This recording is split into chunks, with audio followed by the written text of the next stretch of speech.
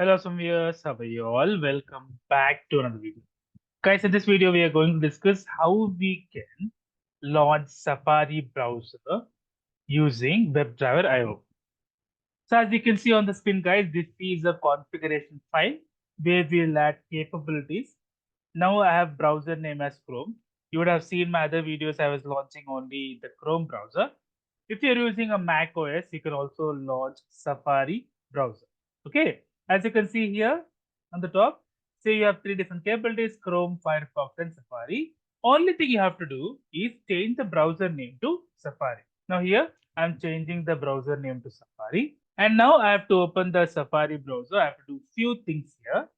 So as soon as I open the Safari browser, I have to click on settings. I have to make sure that I enable automation execution. Okay.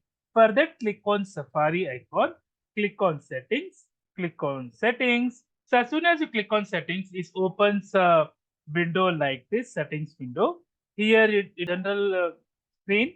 Now click on the advanced screen. When you click on the advanced, you can also enable the developer options. Click on the developer. In the automation, click on allow remote automation. Okay, click on that. So as soon as you click on that, allow automation, remote automation, it will allow the WebdriverIO to interact with the Safari browser. Okay, now let us run the script. Now let me run yarn WDIO. So now it is starting to run. So now it has started the execution. So it will take a little bit of time initially. Safari browser. Okay. Here you can see running in Safari this exact TS file. Now it has launched the Safari browser.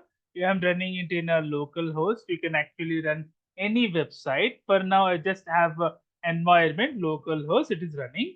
I've launched the browser and now it will run the test case. Hope you have liked the video, guys. If you like the video, please click on like. If you're a new viewer, please click on subscribe. Till then, guys, take care. Have a great day. Bye bye.